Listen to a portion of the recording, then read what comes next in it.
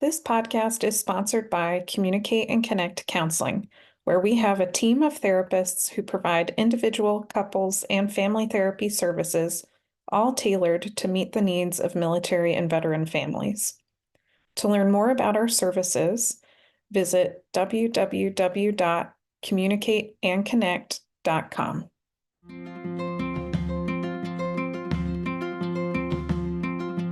Welcome to the Communicate and Connect podcast for military relationships with your host, Elizabeth Polinsky, a military marriage counselor. If this is your first time listening to the Communicate and Connect podcast, please take a second to go rate, review, and subscribe to make sure you get all our future episodes. We also really want to know what it is you love about our podcast, and if for some reason you're not loving it, we want to know that too, because we're committed to providing the best quality content to help you improve your relationships.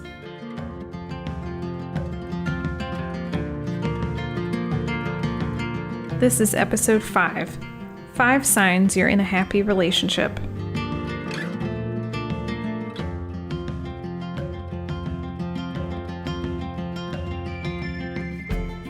So, I realize that a lot of people listening to this podcast don't know me very well. In fact, I kind of designed this podcast to be a resource for couples who might be all over the world, who may be in different places due to the military, or who are long distance, who really might not have a chance to work with me because they aren't living in a place where I'm providing therapy services. And so I really wanted a resource for a much wider audience. And so since a lot of you probably don't know much about me at all, I want to make sure that I tell you guys about me and that you get a chance to get to know me. And one of the things that really motivated me to become a couples therapist and even to start this podcast is that for a very long time I felt like I was floundering around in the dark while trying to make relationships work.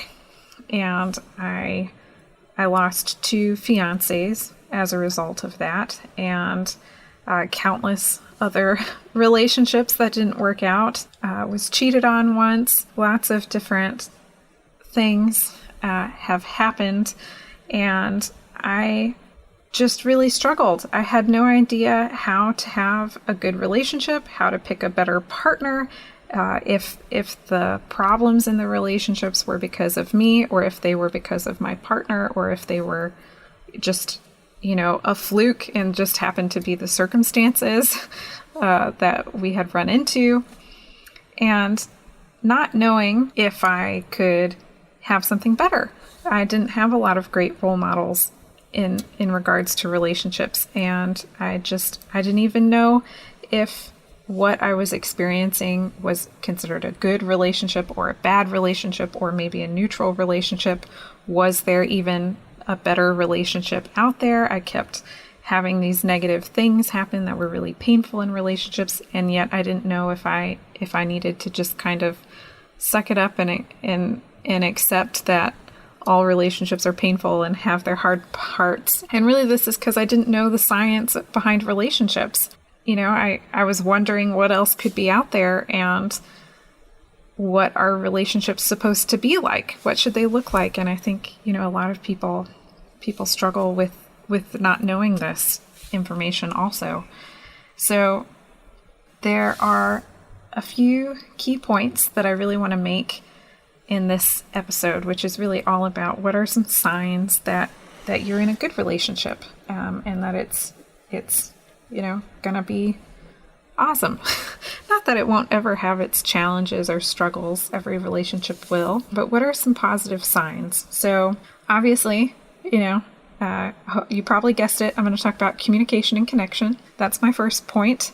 My second point is going to be that I'm going to talk about something called responsiveness. Number 3, kindness.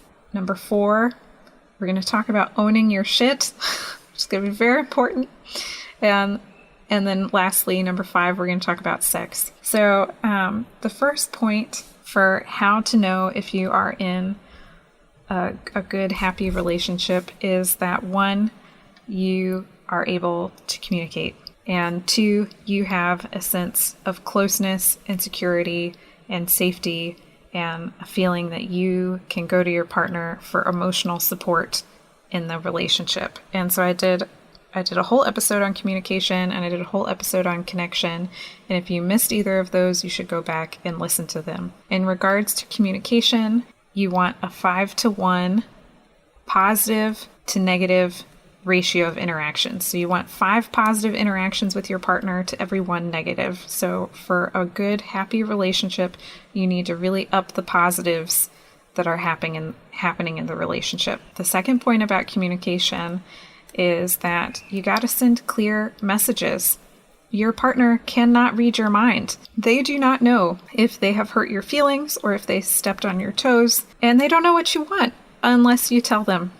And so you gotta talk about it, one, and you gotta tell them, but you also have to tell them in a way that they're gonna hear it. And so if you tell them in an angry way or a critical blaming way and kind of tell them, if you're ending up saying like, how come you never do this? Why can't you ever do this? They're just gonna get the message that they're not enough, that they're screwing things up, and they never really get the fact that what you're really longing for is closeness with them. The other common thing with communication is that people don't really say what they mean. They hint around, and your partner is not going to get hints. And I can speak from personal experience. I'm raising my hand right now. I realize none of you can see me, but I'm raising my hand because if you ask anybody in my life, they will tell you Liz does not get hints. She doesn't get jokes. I would also probably say I'm like the world's worst flirter. I don't understand flirting. I don't get it. I'm like oblivious unless it's very clearly said. So I can really relate here, but it does happen, not just to me, it happens in a lot of couple relationships where one partner will hint that they want something, and then they'll get mad when their other partner doesn't get the hint. So you gotta really be direct and send a clear message. So when you can communicate and you have more positive interactions than negative ones, you're sending clear messages, that's a great sign. Another great sign is the connection piece. And that really has to do with how you feel about your relationship. You should feel like your relationship is your home. It's the place that you can go to for comfort and support when things are challenging in life. So those are 2 very, very clear signs that you are in a happy relationship. So the next one is responsiveness. And really it's responsiveness to bids. So let me first start by talking about what is a bid and why would you respond to it. So a bid is anytime you or your partner are trying to get each other's attention. So right now I'm thinking of that cartoon that goes, oh look, squirrel. That is a bid. I can't remember what movie or cartoon that is, but maybe if someone who's listening to this, it's such a common thing where everyone's like, oh, there's a squirrel. So if somebody knows, please, comment and type and let me know what this show or movie is called where I'm remembering this from. But anytime someone gets distracted or interested, it's kind of this happens all the time. We have a lot of wildlife in our backyard, and we have this bird feeder that the squirrels really love to jump onto the bird feeder, and they can literally like hang on to the bird feeder with their toes, not like their arms. And it's so weird. They can like spin around, and it's almost like they're hanging upside down off of this bird feeder, and they do these like amazing crunches to like pull their upper body back up and hold on to the bird feeder. Anyway, I may be going on too much about this bird feeder, but there's bird feeder in our backyard. The squirrels love it. They jump on it. They hang all around it, and they do some weird things with this bird feeder. And every time I see it, I get so excited. And I go to my husband and I say, hey, look at these squirrels. Look what they're doing. Or look at this bird. Just the other day there was a blue jay, and I had never seen a blue jay, and I thought it looked like a blue cardinal, and it was gorgeous. And I said, hey, come look at this bird. It's so beautiful. Things like that are bids. I am bidding for my husband's attention, for him to recognize and kind of pause for a second and say, oh yeah, that's cool too. I think that's cool. And kind of join with me in this little moment where we have something special. And couples do this all the time. It could be a random thought, like, let's talk about your mom, or, oh, I had this memory. Do you remember that time that we went off to do this thing? Do you remember our first date? Things like that are bids for connection. If you or your partner are making a bid, or you're sort of saying, hey, pay attention to this fun thing, there are generally 3 ways that you can respond. One is some people ignore it. So if I said, look at that cool bird on the bird feeder, my partner could ignore it. They could be critical, and they could say, that's kind of an ugly bird. I don't know why you're telling me about that bird. That's a waste of my time. If they said that would be pretty critical. Or 3, they could capitalize on that, and they could see that as me, or in this case, in your relationship, as you or your partner, really reaching for connection and reaching to join and be there together with you and reconnect, even over something so small as like a bird in a bird feeder. I'm hoping this is obvious, but it may not be obvious, so let's go over it anyway.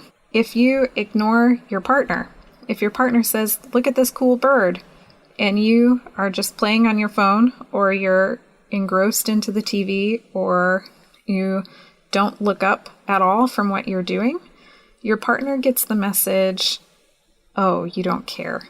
Your partner is going to get the message that they don't matter to you, and that is going to be very painful.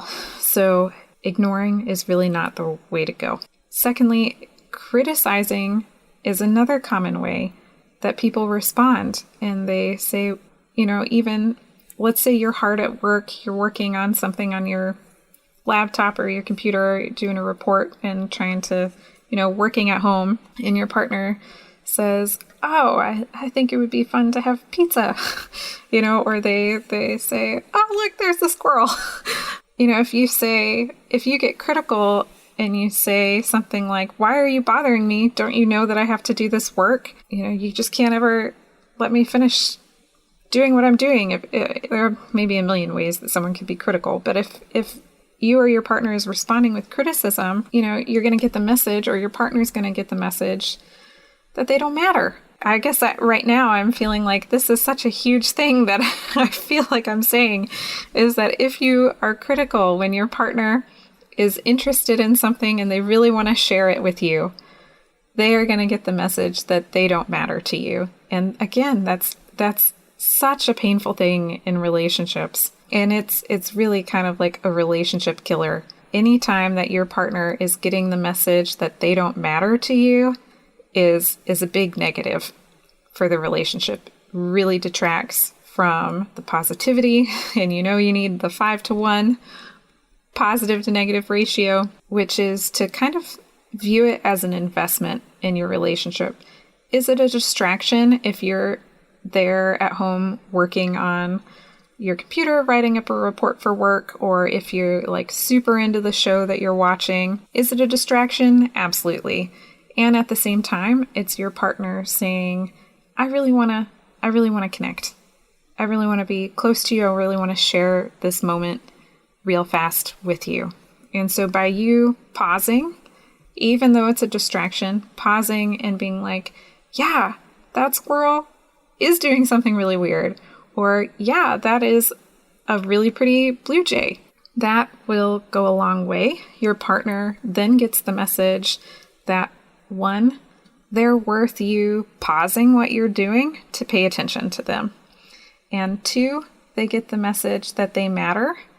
And 3, they get the message that you want to connect with them also. You want to share the small moments and the small joys of life. That is point 2.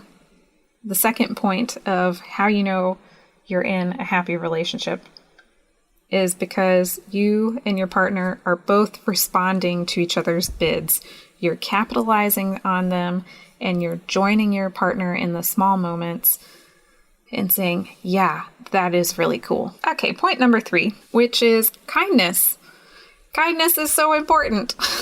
So kindness is really important, and it's not hard to do because empathy is actually hardwired into our brains. Everybody has it. Everybody can have empathy. It's biologically there in the brain. So all you have to do is be paying attention to your partner's emotions. You will feel empathy for them. And when you are present and engaged with your partner, you're tuned into them and you are noticing what they're feeling, the natural response is kindness. So what is really the block to kindness? One, it's not paying attention.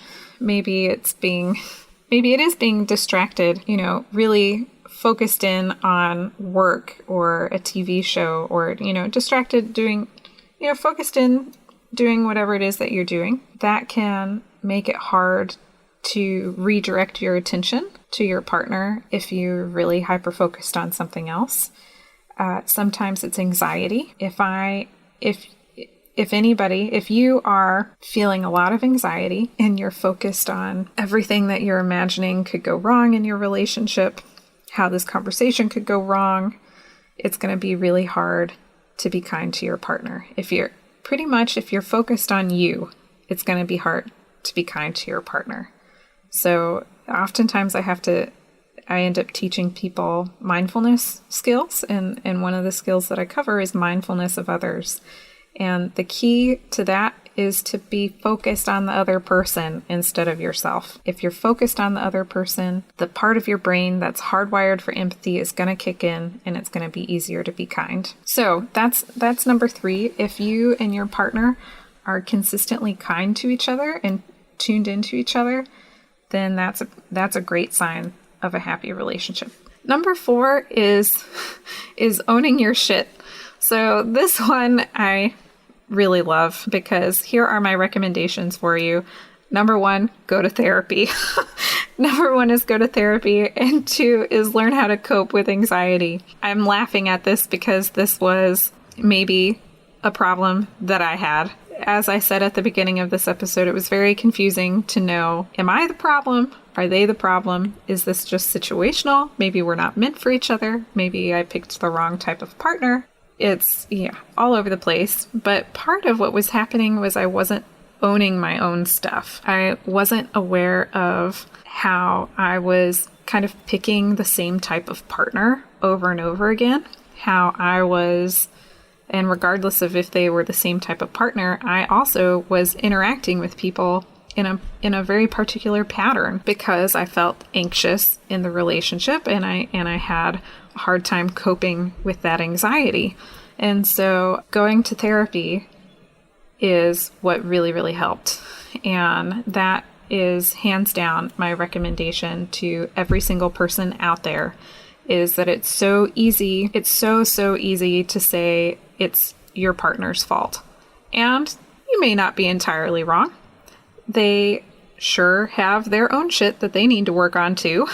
And some of it could be situational. Just because you are having things to work through in how you interact with people in relationships that warrant you going to therapy does not mean that your partner is absolved from any responsibility or that there aren't, unique situational stressors going on. But too often, couples come to me and they tell me it's my partner's fault. And they're not recognizing how what they're doing in relationships kind of influences their partner to respond to them in the ways that they don't like. That's what I get a lot in couples therapy and in individual therapy.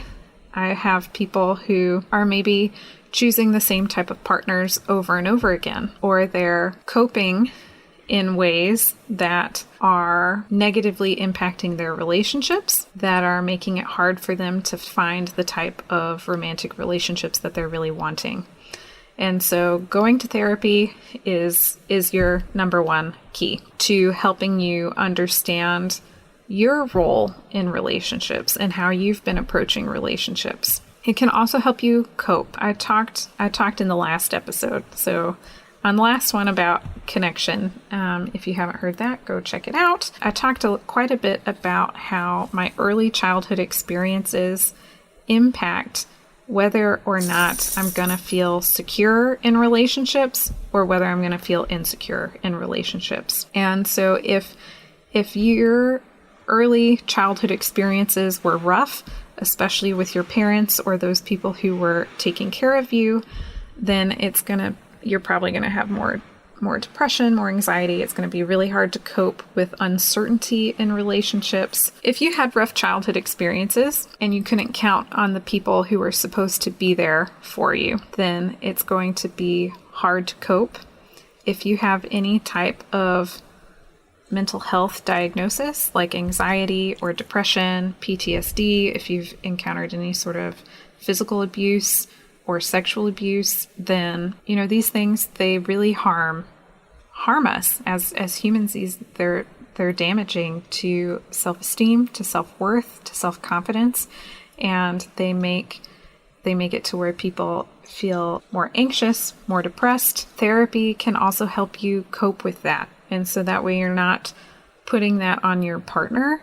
I mean, you need to be able to go to your partner for comfort, especially if you're struggling with any sort of anxiety, depression type thing. And at the same time, your partner can't be your only way of coping. They will get overwhelmed with that burden. And so counseling helps you learn skills to be able to shoulder that and heal from that in order to help your relationship. So that is number 4, is own your stuff, go to therapy, learn to cope. Now, number 5 is the last one I'm going to talk about today, which is the role of sex. So sex in relationships is really, really important because the more satisfied you are with your sex life, that increases how satisfied you are with your relationship. The other part that increases your sexual satisfaction is emotional connection, which is kind of why, connection is so important and why this is the Communicate and Connect podcast, because it's so significant, is that emotional connection increases sexual satisfaction.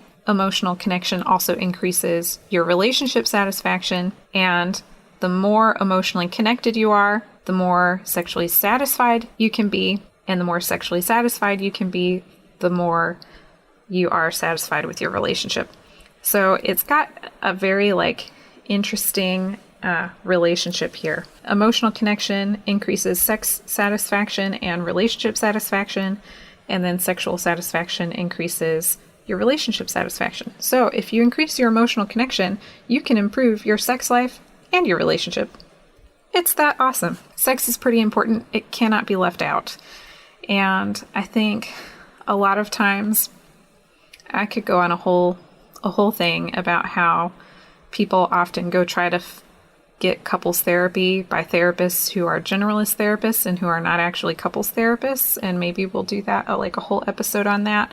A lot of people who do couples therapists, whether they're an actual couples therapist or whether they're just a generalist therapist kind of working with a couple, they don't always talk about sex.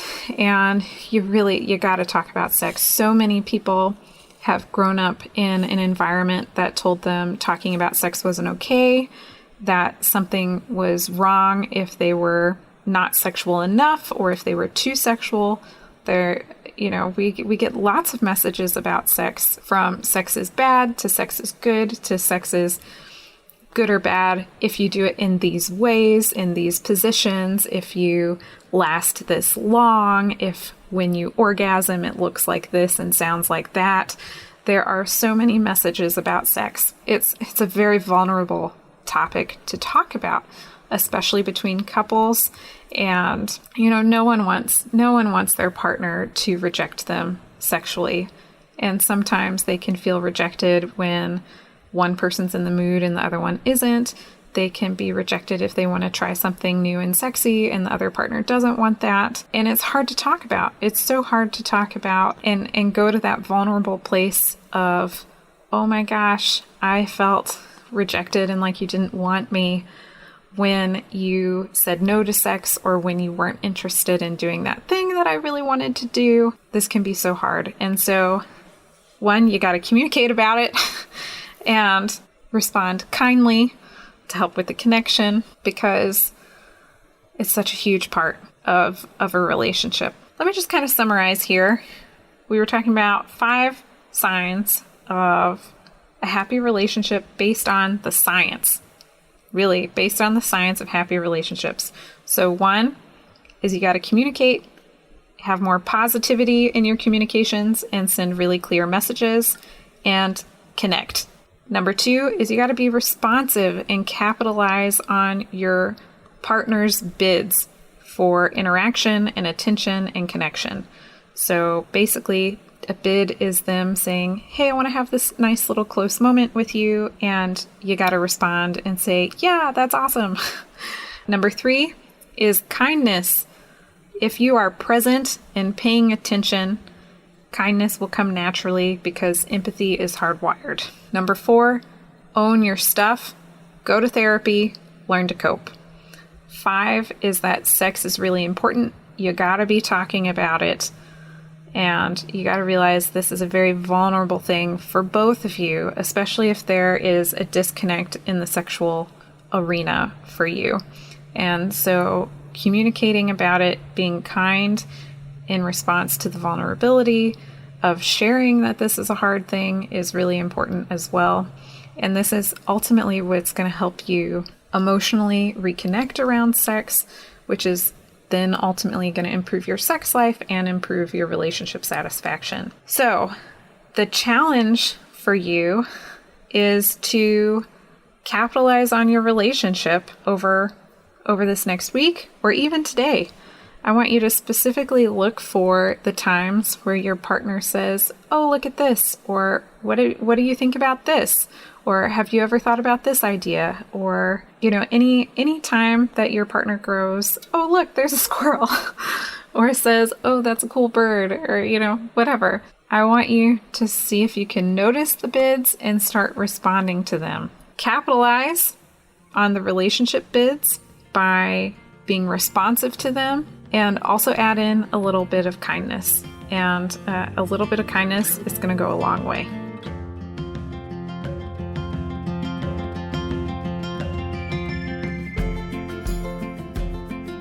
I hope you enjoyed today's episode. If so, please take a second to go rate, review, and subscribe so you get all of our future episodes.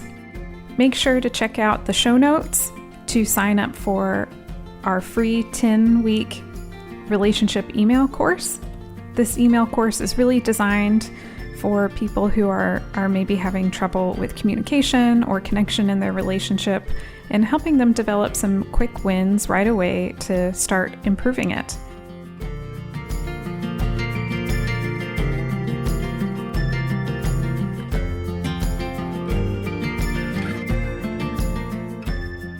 While I am a therapist, this podcast is for educational purposes only and is not considered therapy.